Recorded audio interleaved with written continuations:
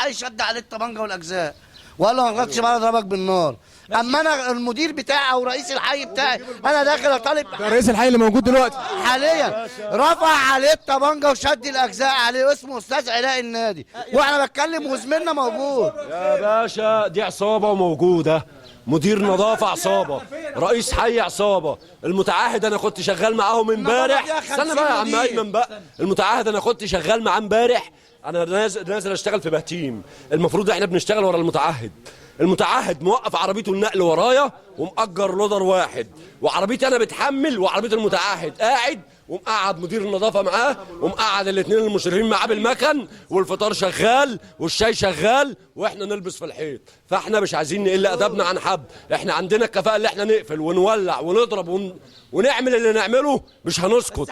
بس احنا دي حاجتنا، احنا حافظنا عليها. انا راجل من الناس، قعدت من هنا سنه و7 اشهر من ساعه الثوره، كنت ببات بالليل هنا، ومعانا زميل اسمه الحاج ابو وهاب في الجراج، اتربط واتضرب واتعور. فرئيس الحي ده جاي، هو اصلا ما كانش رئيس حي، فهي يا باشا عصابه وبيعملوا قرشين قبل ما بيقول لك الاخوان يمسكوها احنا نظبط البلد.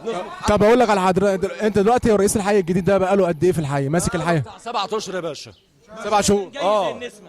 والله كان جاي وماشي من هنا قبل النسمه، كان هنا برضه، كان في التفتيش وانا كنت شغال معاه سواق ليه هو، وكان في التفتيش لما جه رئيس حي هنا وقال لك واتكلم كلمتين حلوين واحنا طوعناه في الكلام، جه بعد كده قام جاي عامل ايه؟ اتلموا حواليه واحد زي انا بقى بسمي اسماء، واحد زي رضا الطوخي، واحد زي عبد المنعم، واحد زي عنتر. انضف واحد فيهم الاستاذ كرمي السويركي، ده انضف واحد فيهم، انما الباقي كله حراميه بتوع التنظيم، بينزلوا في المباني بيمشوا الدور ب 1000 وب2 وب500 والكلام ده كله. المتعهدين يجوا للمديرين يتصلوا ببعض، طب انت رفعت كام؟ انا رفعت عربيتين، طب خدها دي 1000 جنيه وخلص الناس اللي معاك هو والمشرفين. فهي عصابه يا باشا مش عايز تخلص. فاحنا بنناشد الدكتور محمد مرسي، بنناشده المره المليون، اطلق لحي شرق للتطهير نظرة، عشان حي شرق كله حرامية. وعندك يجي 9 في الإدارة الهندسية كانوا برضو نازلين برضو في تحقيقات وبالنيابة العامة، والكلام ده معروف والكلام ده معرفوه، واخدين رشوة في أرض عبد الله السماك اللي على البحر. فيا باشا في فساد كتير في الحي، يعني عندك ناس خارجه جايه من النيابه الاداريه ودافعه 5 جنيه كفالات، وتقعد على كرسي وتشتغل تاني وينزلوا يشتغلوا ازاي يا باشا؟ وبعدين وبعدين فين المتعهد اللي انت دخلته؟ المتعهد ده قبل الثوره كان بيبقى معاه 10 20 عربيه، والناس دي كلها عارفه. فين المتعهد اللي معاه عربيه واحده نص نقل ومأجر رودر ب 70 جنيه في اليوم، ب 70 جنيه في اليوم؟ ازاي ده ياخد 100,000 جنيه وازاي ياخد 200,000 جنيه؟ بس انا عايز اسالكم سؤال، هي دلوقتي الناس هنا عامه في منطقه شبرا الخيمه هي عارفه ما تعرفش موضوع المتعهد، هي عارفه ان الموضوع كله ان الحي هي اللي مسؤوله عن شيل الزباله، عشان موضوع ال4 جنيه اللي بتخصم على الكهرباء وبتاعه. الظلم ده بيقع على مين بقى؟ الظلم ده بيقع على العامل وعلى السواق، على كل واحد يخش بالعربيه في اي مكان على الشارع العمومي. لو الراجل ده سواق وانا اكني انت راجل حرامي وانا يعني انا، ولما يجي المتعهد حد يكلمه يقول له ايه؟ يقول له انا يا عم ده انا بشيلها لكم كده تبع الحريه والعداله، انا شفت ده انا راجل محترم، ده انا بشيلها على حسابي. يجي يقابل السواقين يشتم السواقين يزعل. المتعهد تبع الحريه والعداله؟ المتعهد مش تبع الحريه والعداله، المتعهد بيتاخد مش تبع الحريه والعداله. الحريه والعداله ده لا الحريه والعداله دي الناس دي محترمه، وكان بتيجي تشتغل، وكانت الناس بتنزل تلبس وتشتغل معانا بايديها من بعد الثوره. ده بعد الثوره، معلش يعني مع احترامي للاخ ايمن وكلامه صح، بس الكلام ده اتعمل بعد الثوره مباشره بس، ولكن بعد كده ما شفناش حد. ايه الحملات اللي بيعملوها الحريه والعداله او كانت الاول دي اللي انت اطلعت عليها وانا اطلعت عليها، فالناس اتحمست الخارجيه اللي هي الناس العاديه، فبقت تنزل الاهالي تشيل الزباله وفرحانه. دلوقتي لا يا سعاده الرئيس، انا يا ريس دلوقتي مظلوم وزمايلي مظلومين، وعايز حاجه واحده بس، عايزك تلقي نظره في الجراج، المعدات والعربيات والسواقين. هل السواقين ديت والعربيات اللي جوه جديده دي ما تقدرش تشيل حي؟ يبقى احنا ما نستاهلش ناخد القبض. بمشيئة الله انا عايزك بقى تقول لي خد الحي زي ما احنا واخدينه كده، ايه المتعهد يا بيه؟ انت بتدي له 800,000 جنيه على اساس يعني انتوا عندكم المسؤوليه ان انتوا تتحملوا الحي كله بنظافته. احنا عايزين يا بيه، احنا عايزين. فين هي المعدات ده مهندس بتاعت الراجل اللي شغال؟ باشمهندس فين المعدات بتاعت الراجل اللي شغال؟ فين المعدات بتاعت المتعهد؟ فين المعدات اللي هي هيشتغل بيها المتعهد؟ مفيش معدات، بس مفيش. سيادتك انت اطلع دلوقتي الشارع وشوف بعينك. المفروض زبالة الحي كلها هيشيلها المتعهد، لا اطلع وشوف بعينك هل الشارع نظيف ولا الزبالة متراكمة بس. وانا اللي شغال بقى، وانا اللي شغال والله. لا هي قصه، هي بصراحه الشارع بتاع الشارع الجديد عامه، انتوا انا بشوف دايما، انا واحد من الناس بعدي ان الموضوع كله شغال عربيات الحي، ولكن تلاقي لودر واحد وعربيه طويله. انا نفسي بعد العربيه ما تحمل كده تبص كده وانت ماشي وراها، والله فيها صندوق، فيها كبشتين. ليه ليه ليه ليه؟ انت زي ما قال الاخ ايمن وزي ما قال الاخ يسري، قال لك في ناس بتقعد في القهاوي وتدي ناس فلوس وفطار بدون اسماء. انت ما انا مش هذكر لك اسماء لسبب، لان عيب برضو ان انا اقول على الناس دي.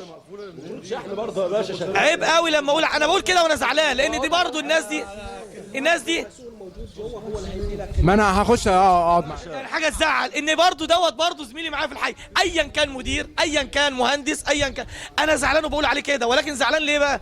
انت سايب زميلك طافح الكوته، ان كان عامل نظافه، ان كان سواق، عشان انت تاكل انت ان كان مشرف. انا عايزك تيجي الصبح الساعه 7 الصبح تشوف العمال بتاعتنا والسواقين بتاعتنا عامله ايه. يعني انا مش هقول لك تعالى 8 وتعالى 9، انا عايزك تيجي 7 الصبح تشوف العمال والسواقين واقفين في الشارع عاملين ايه. انت شفت اللي شغال في الارض بتاعته؟ واللي بني ادم لما يكون عنده ارض مش بتبقى عزيزه عليه؟ الارض لما بتكون بتاعتك ملكك انت بتبقى عزيزه عليك. العامل والسواق والمشرف التلاتة بيحمسوا بعض ينظفوا المكان، واخر النهار العبء كله بيجي على السواق، لانه اخر واحد يمشي، لانه بيروح يودي النقله فاب وزعبل، وقبل ما بيخش الجراج، مش بقول كده عشان زميلي والله ويكفئ الكلام بتاعي ان كان صح ولا كده، يروح يغسل عربيته بايده، يدي 5 جنيه بقى ما يديش، يجيب جردل الميه يغسل، المهم العربيه ما تخشش الجراج الا ونظيفه. دي مسؤوليتي، انا بحب الاقي عربيتي نظيفه. هل ليه؟ على كده هيوافق العربيات على غفله. احنا ما دخلناش كل يعني لو ما انا نعرفش ان انت جاي لنا، يعني حتى لو عارفين ان انت هتيجي، لو عارفين ان حضرتك هتيجي برضه مش هنلحق نغسل كل العربيات. طب هنغسل كل اللوادر؟ احنا عندنا 3 لوادر، عندنا خليهم 3. هل 3 لوادر ولا لودر واحد بعربيه؟ يعني ربنا سبحانه وتعالى عرفوه بالعقل. يعني لودر ياخد 800,000 جنيه. العقلانية هنا مش متزنة خالص، لأن أنا راجل دلوقتي 200 واحد شغالين ما بيكملوش ال1,000,000 في الشهر، وأنت لوحدك تاخد 1,000,000 أو 800,000. طب الراجل ده تعبان وعنده السكر أنا هفتشه قدامك دلوقتي أطلع برشام من جيبه. أنا ما أعرفش، هفتشه قدامك أقول له لو سمحت هطلع برشام السكر. ليه؟ كده شكله أهو انتفاخ في معدته، وشه دوت. حضرتك لما بيشتغل باللندا تلاقي وشه كده التهب. شغال في الورش بتاعت الورش يا باشا، شغال في الورش. ليه؟ الراجل الغفير ده كدبنا، اتصل بينا الحقونا البلطجيه جت هنا وعملت، قعدنا بيتنا هنا اقسم بالله قعدنا بقينا نجيب في عز الشتاء اللي فات دوت، في عز الشتاء يا سعاده الرئيس الولعه اهي. ماشي، هتعرف حضرتك لا بس ثانيه واحده، تعرف حضرتك. انا ممدوح رجب واقف هنا حراسه من حوالي شهر ونص كده او اقل من شهر. جم 3 اتصلت بزمايلي بطبنجه. طب حضرتك رايح فين؟ دي خدمات عامه، حرام عليك، دي بتخدم الناس كلها، بس يا ابني دي كذا وكذا بطبنجه في دماغي. ينفع؟ اهو لا هي ينفع؟ لا طبعا. انا راجل وانا طب انت ما اتصلتش مثلا، انت اتصلت بزمايلك، هو بس الاجراء المفروض ان انت بتبلغ رئيس الحي وتعرف. رئيس الحي قال لي سيبها وامشي. رئيس الحي يقول لك ايه سيبها وامشي؟ يعني ايه سيبها؟ يعني انا اسيب دي وامشي؟ يعني يا استاذ علي انا دلوقتي اما انا اكون راجل شغال والحاجه دي بتجيب لي مصدر رزق لبيتي، ومعلش دي مال دوله، دي اموال دوله، اما انا افرط فيها وغيري يفرط فيها، كل مصلحه حكوميه او كل مصلحه حكوميه يحصل فيها 3 4 بلطجيه يجي لها والمدير بتاعهم يقول له سيبها، يبقى البلد هتخرب. حضرتك زمايلي عبد ما جم من البيت مثلا وقاموا وسابوا اللي في ايديهم وجم بتوع البنزيمه هنا، ربنا يصلح حالهم ويخليهم لهم بامانه. جم يا جدعان ده راجل غلبان واقف هنا ومش عارف ايه، بس لو على جثتي ما تخش يعني لو عجوزتها مش هتخش هنا، اقتلني وخش. لما اكون جثه تخش. جاي زميلي انت بتعمل ايه؟ يلا وتلموا عليهم برضه ايه؟ ربنا هداهم، مش مبرشمين شاربين متنيلين. ما قبل كده ينفعش. دخلوا على زميلنا اسمه عبد الوهاب برضه ومسكوه عوروه، خدوا حاجات من الجراج وكتفوه، راحوا رامينه في الجراج وماشيين. ده لو مات كان حد عرفه؟ جراج طويل عريض زي كده يبات فيه غفير واحد 24 ساعه من 8 الصبح لحد تاني يوم. المكان هنا واحد بس يحصل روح حراسه. من بعد الساعه كل ما نروح بنتعين ناس هم 4 بيشتغلوا كل واحد 24 ساعة. هل من المعقول ان مصلحة حكومية دي فيها بملايين ملايين من الجراج هنا معدات يبات فيها واحد بس، وواحد بايت ممعوش في ايديه غير لا مؤاخذة مفاتيح، ما معوش مطوة حتى يشيلها يفتح، ولو معاه مطوة ناس داخلة عليك بسلاح هتعمل بيها ايه؟ ضرب نار. مفيش تأمين للبوابة بتاعت الجراج، دي أول حاجة. تاني حاجة عندنا إهمال جامد، ماشي عشوائيه ماشي يشيلها ويجي داخل عليه المتعهد ماسك فيه ويضربه، ماشي خدت بالك؟ وبعد كده ماشي يجي رئيس الحي يقول له مشي امورك عشان خاطر عايز يكتب النقل اللي المتعهد اللي بنشيلها للمتعهد. عايز يثبت للمتعهد ان الكميه اللي بيشيلها في اليوم، ده الاستاذ فهو رافض القصه دي يعني. دخل المتعهد على الاستاذ عنتر مسك فيه، وسمعت اكاوين انه ضربه بالقلم كمان. ماشي يخش رئيس الحي يقول له مشي امورك مشي حالك، ده اسمه كلام؟ فاحنا بنطالب بتطهير الحي من اللي فيه، من رئيس حي والفساد اللي فيه، ماشي. لان احنا يعني انا عندي الكبد، ماشي، الكبد متضخم والطحان والقولون والضغط، ماشي. فاحنا عايزين نعيش زينا زي غيرنا، مش عايزين يجيبوا لنا واحد يقعد لنا على مكتب ويلبس نظيف وياكل نظيف واحنا اللي ندفع الدم، ماشي. احنا عايزين نعيش زينا زي غيرنا، ماشي. احنا عارفين ان الدوله الظروف اللي الدوله بتمر بيها، بس في ناس بتاخد خيرنا احنا، مش في ناس بتاخد خيرنا تركب بيه عربيات وتربي عيالها وتعلم عيالها، واحنا نطلع عيالنا ايه مسجلين يعني ولا نطلعهم ايه؟ خدت بال ساعتك؟ فاحنا عايزين نعيش، ماشي. البلد فيها خير كتير وبيتنهب، ماشي. سواء الكلام متوجه للرئيس محمد مرسي اللي احنا انتخبناه، ماشي. البلد فيها والاحياء فيها فلوس وبتتنهب من رؤسائها. خدت بال سعادتك؟ يقولوا لنا بقى محافظ، يقولوا لنا اي بني ادم، لا احنا بنناشد الرئيس محمد مرسي ان الاحياء فيها فساد، واحنا متداسين تحت الرجلين، ماشي. احنا بنتكلم وربنا هو اللي ايه اللي اعلم بينا وبظروفنا. خدت بال سعادتك؟ فاحنا عايزين لو الاحياء لو جابوا لنا ناس بما يرضي الله، لو جابوا لنا ناس بما يرضي الله وراعت ضميرها وراعت ربنا فينا، مش هنعيش زي خلق الله. انما ما يجيبولناش ناس من النظام الفاسد مش ويمسكوهم. خدت بال سعادتك؟ السرور اسمه السرور شغال هنا في الصيانه. تمام. انت شايف ان هنا لسه في الحي في ظلم وفي طبعا في ظلم، احنا عايزين في عدل، ما يبقاش مثلا افضلش واحد عن واحد، مش هسيب اللي تعبان وادي واحد مستريح ورفهه واسيب اللي تعبان وشايل الطين على دماغه.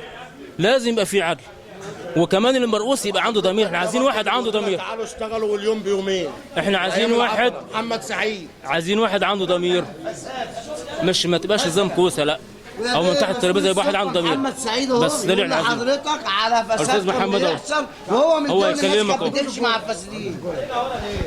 ده اللي احنا عايزينه، يبقى في عدل، يبقى في واحد عنده ضمير، مش يسمع كده بالتليفون وخلاص. لا، ما انا ممكن ناس حوالين مني توصل لي كلام مش سليم لمصلحتهم هم. طب انت يعني رئيس الحي، انا برضو من الزملاء قال لك ان ما فيش تواصل، ما بيجيش يقعد معاهم، ما بيعرفش مشاكلهم، ما بيحاولش يحلها. ما هو ماشي، ما جاش حضرتك يجي يشوفنا، يشوف مين اللي شغال ومين اللي مش شغال، مين اللي بس ومين اللي ما بيسهرش. اللي ما بيجيلناش خالص ولا ده اللي احنا عايزين نشوفه. يقول لك اللي عايز يقف واللي عايز يقعد. ويوم ما تيجي تروح اللودر المكتب بتاع المتعهدين، انا شغال في عربيه الكهرباء بتاعه الحي. بالنسبه للودر اللي هم بتوع المتعهدين، وعلى طول بيوقعوا لنا العمدان واتلافات وكشافات، وبيقطعوا اللي هو بيشيل باللودر بيكسر الرصيف لحد يوقع العمود. حتى لو رحت عند قهوه شرف هنا في الملفين هتلاقي العمدان نايمه، بس اللي ماسكها السلك اللي هو اللي فوق اللي هو في الملف ده من المتعهد بيجيب اللودر ويشيل، مفيش حاجه بتشيل قباله، فبيحمل على الرصيف، فكل شويه ياخد حته من الرصيف، كل شويه ياخد حته من الرصيف لحد ما دخل وصل عند العمود ماشي وكسر ماشي. وهو بيحط في الارض تبص تلاقي الكشافات يضرب الكشاف، يعني بص تبص تلاقي يضرب يجي عند العمود يروح ضارب باللودر يروح موقع الكشاف من فوق مدغدغه. والكشاف ده بيتكلف على الدوله 700 و800 جنيه، يعني مش كشاف ب 5 جنيه ولا ب 10 جنيه. والكابلات كابلات الفرد ويقطعها ويكسر الكابلات، وتيجي تتكلم ما فيش حد بيسمع لك. وتقول لي مين؟ تقول له الرصيف. مش المفروض ساعه ما بتشوفوا حاجه كده بتكتبوا مذكره لرئيس الحي على اللي بيتم؟ ماشي، ما هو بيتم، ما حدش بياخد اجراءات. ما العمدان كلها واقعه. احنا لسه في عند الفيلا عمودين كانوا واقعين برضه بسبب المتعهدين والنظافه وكده، ولسه عاملينهم من قيمه 10 ايام. قطعوا السلك وكسروا الكشافات، ما فيش حته كشاف كانت سليمه في الكشافين دول. الاسبوع اللي فات ده يعني كل يوم التكسير من عند وانت ماشي كده، والرصيفه بتاعت الشالك من اللودر بتاع المتعهدين، ومفيش حد بيحاسب. مين اللي هيحاسب بقى في الاخر؟ كل ده احنا اللي في الاخر احنا بنشيل الطين ونشيل ونقعد نقرف في التراب والاسمنت، ونقعد يجري يقول لك هات شكاره اسمنت من عند مش عارف مين، وراح هات شكارتين اسمنت مش عارف من عند مين. طب انت ليه ما تصرفش الحاجه ديت؟ الحاجه المفروض تبقى عندي في المخازن، انا اروح اشيل العمود ده يتكلف شكارتين اسمنت تطلع له يصرف له من المخازن، انما ما اروحش اروح لمتعهد يشتمني او واحد بيبني عماره تروح تقول له خد منه شكاره الاسمنت مش عارف من مين. انا ماليش دعوه، انت كالمدير بتاعي والرئيس بتاعي تحضر لي الحاجه بتاعتي، ما عنديش حاجه ما اشتغلش ولا اعمل حاجه، انا ماليش دعوه. انما انت ما تخلينيش في الوش تروح واحد تقول له هات شكاره اسمنت يقول لك امشي يا عم انت شغال في الحي، ويسب لك. لسه اول امبارح سب لي العيال وشتموهم وبهدلوهم عشان رايحين يشحتوا شكاره اسمنت او شكارتين عشان يزرعوا العمودين اللي عند الفيلا اللي كانوا واقعين.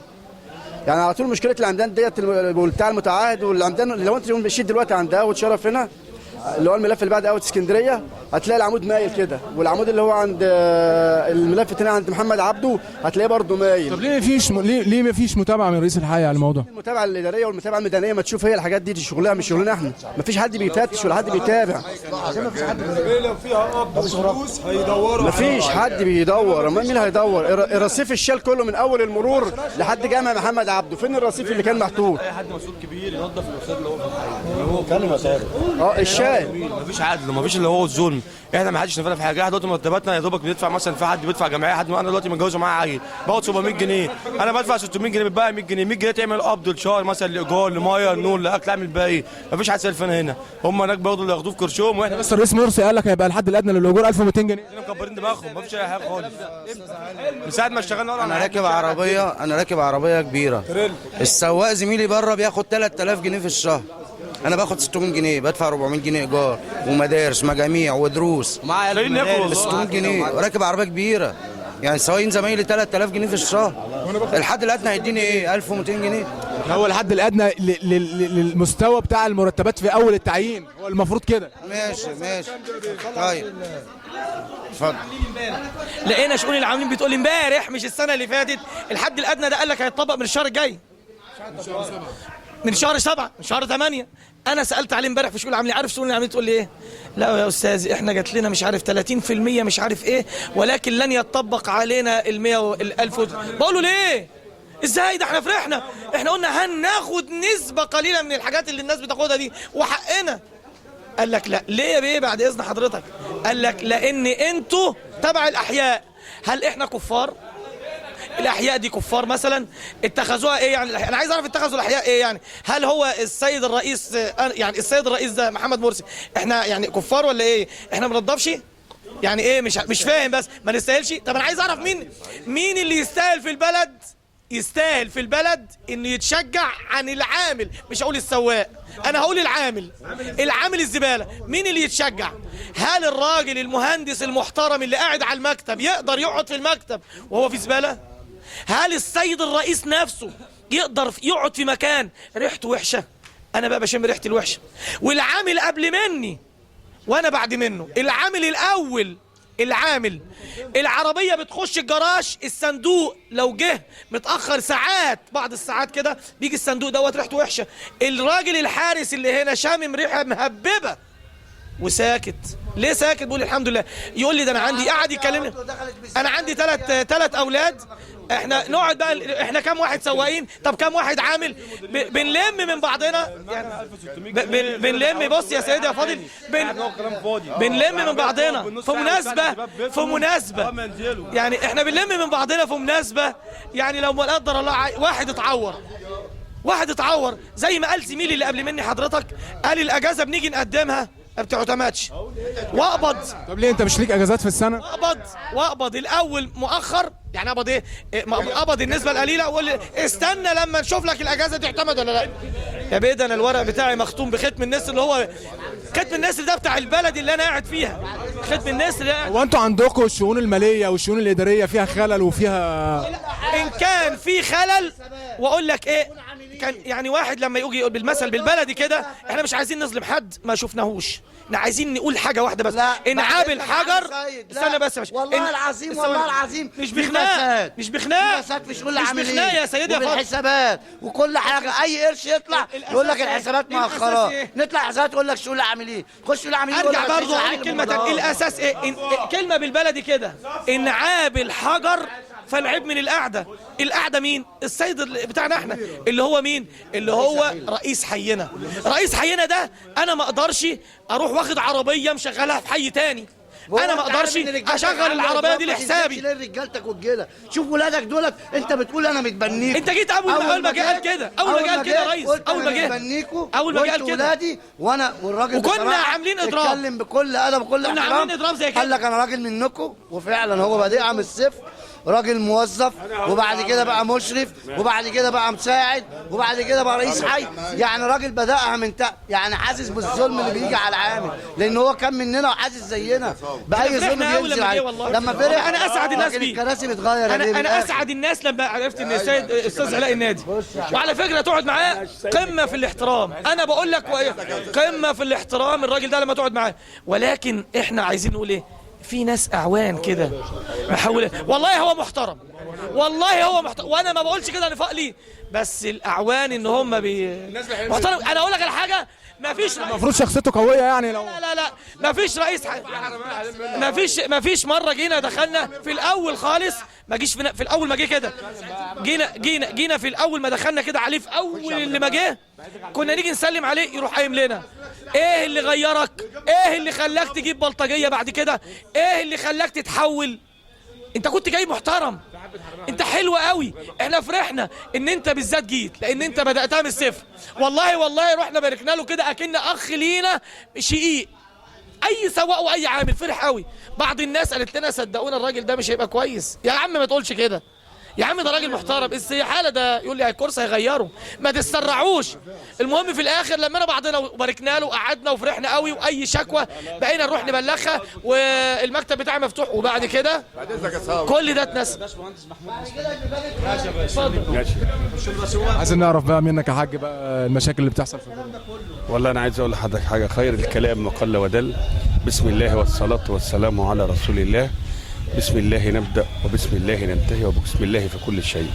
أنا عايز أقول لحضرتك حاجة، إن إحنا خدت بال حضرتك على استعداد إن نخلص العمل لله عز وجل. وقدام زمايلي دول أنا واحد من الناس بقعد هنا 24 ساعة، بل أنا على تم الاستعداد أنا وبعض الزملاء المكرمين الناس المحترمة اللي عايزين يدوا الدولة، اللي بيقول عيش حرية عدالة اجتماعية. أنا لابد أن نتكافئ كلنا ايدين في ايدين بعض، لا عيشة لا حرية ولا عدالة اجتماعية. للأسف الشديد حصل انفلات أمني وانفلات خلقي.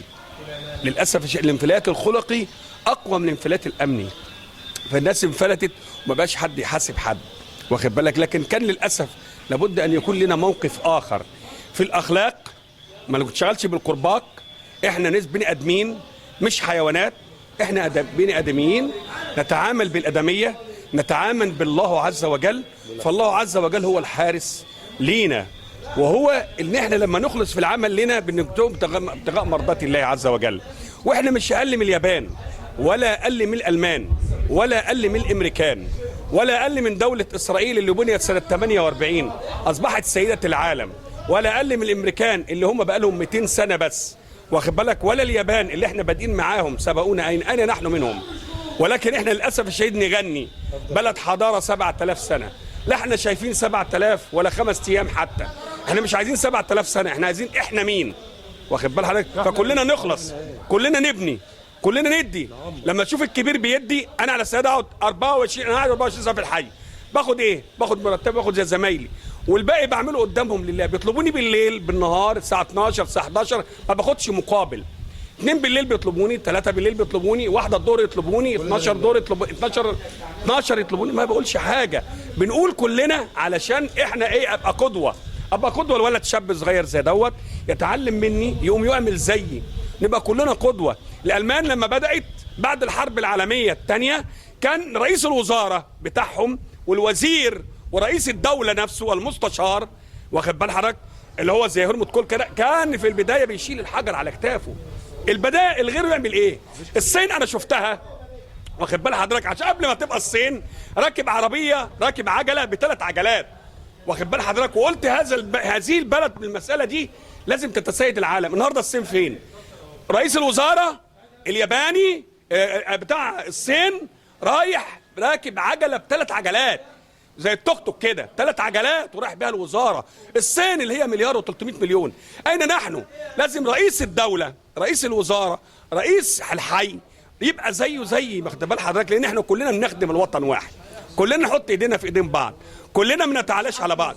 انت رئيس مجلس الاداره اممت الشركه، لازم تعلم ان هذه الشركه اللي هو انت رئيس مجلس ادارتها ليس ملكا لك، ولكن هي ملكا لك وللعامل الصغير اللي هو الموجود. يبقى حقك زي ولكن الفرق بين المناصب، ندي لكل حق حقه، ولكن ما يبقاش عندك 5 عربيات ملك، حضرتك واحده للمدام تروح السوق، واحده لاولادك يروحوا الكليه، واحده اللي مش عارف لمين، والعامل هو اللي بينتج، وفي النهايه هو الجندي المجهول، واخد بال حضرتك. عشان نبني مصر لابد كلنا نحط ايدينا في ايدين بعض من اجل مصر، انما مش من اجل ان احنا نهبر لكل واحد يلبس الجرافطات ويركب العربيات ونتكلم نياشين. احنا مش عايزين كلام، احنا عايزين افعال، وهو نفعل ونشيل الزباله، واخد بالك. عندنا عربيات، ليه يجينا ليه يجينا مقاولين؟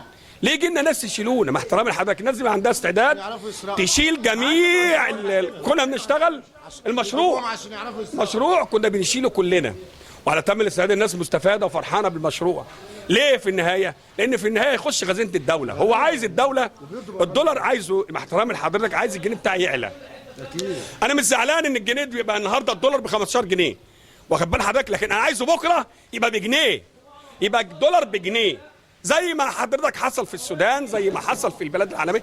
احنا مش زعلانين ان النهارده الدولار بتاعنا بكام واحنا النهارده كام. انا عايز بكره ابقى ايه؟ عايز ابني لما يطلع يعيش عيشه حريه، عداله اجتماعيه، هو ده اللي انا عايزه.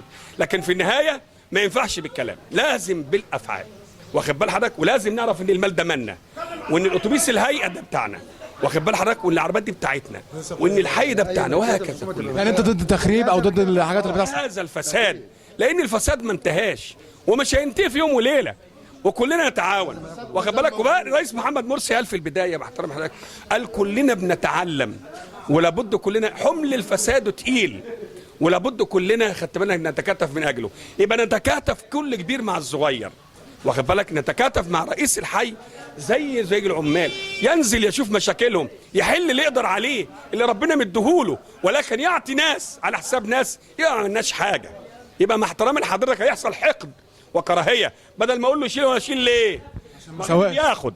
لا، احنا عايزين الحقد والغل يتنشم القلوب، واخد بال حضرتك. كلنا نخدم هذا الوطن، كلنا في خدمه بلدنا، كلنا في خدمه الحي بتاعنا، نظهره، ننظفه، نعمله، نشغل عربيه رش، نخلي المنظر الجميل حتى العالم يحترمنا، ونكون قبل العالم بهذه المساله.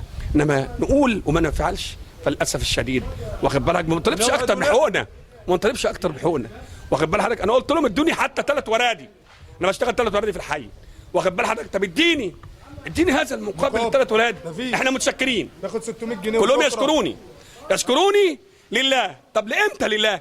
انا من ساعه الثوره جت واقول لله، ماشي لله امبارح ولا بعد بكره ولا امتى؟ لا، انا على استعداد واحد من الناس اتبرع بمرتبي شهر من اجل ان نرفع بالاقتصاد المصري، لكن بعد الشهر اديني، لكن ما تقوليش لسه ما فيش وهات. اين كله لله لله لله لغايه امتى انت لله؟ احنا عايزين حق الله لله، يبقى حق الله، كل ذو حق ياخذ حقه اكتر. صابر فهمي عثمان، سائق بحي الشرقي شبرا الخيمه.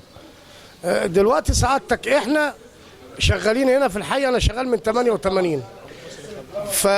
فهنا احنا حقنا متدهور بالنسبه لحقوقنا ضايعه، اللي هي ايه حقوقنا؟ حقوقنا اللي هي الحوافز كان بيديها لنا نسبه كويسه اتخصم منها، ال100% كانت نسبه كويسه اتخصم منها، ال75% اتخصم منها. فهنا حضرتك عندنا في الحي سرقه، وفي ما يثبت اوراق ما تثبت ان في عندنا سرقه في الحي. عندنا رئيس الحي كان راجل موظف معانا الاول، كان راجل محترم وايده نظيفه وتمام التمام، يعني راجل كان موظف معانا. اما جه اترقى اتنقل حي غرب وترقى وجه رئيس حي شرق شبرا الخيمه، استقبلناه وقعدناه عندنا في الحي. والراجل اول ما جه مشكورا استضافنا واتكلم معانا واللي انتوا عايزينه بتاع. فهنا الراجل شغال مش جوه في الحي، مش فاهم ايه اللي بره. احنا كنا شغالين في المشروع ده اللي هو بتاع النظافه، اللي كنا احنا بنشتغل فيه، بننظف في المشروع وبنشيل منه الزباله والتراكمات. اصبح ناس اشتغلت دماغ رئيس الحي، قالوا هنجيب شركه، جابوا شركه وهميه، شركه النور. للشركه دي لا بتشتغل ولا عندها معدات، المعدات اللي عندها عربيتين 2 ولودر واحد، هتسيح حي ازاي؟ فهنا الشركه اما جت تشتغل عندنا هنا كانت بتشتغل نسبه قليله، واللي يثبت عن كده المقلب بتاع ابو زعبل، لازم العربيه لما بتخش بتتثبت بتحت المقلب زي عربات الحي. فهنا مدير المقلب برضه بيقول لك ان انا عربيات الحي ما بتجيش، عربيات المتعاهد ما بتجينيش عشان بياخد نسبه من المتعاهد، فما بتجيش النسبه دي، بيدفع على العربيه 20 جنيه. فهنا يعني احنا هنا يعني حالنا متدهور. وهنا ان احنا المشروع كنا شغالين فيه، لما جه المتعاهد جه ولغينا المشروع اتلغى، وجه المتعاهد استلم المشروع وسيبنا المشروع.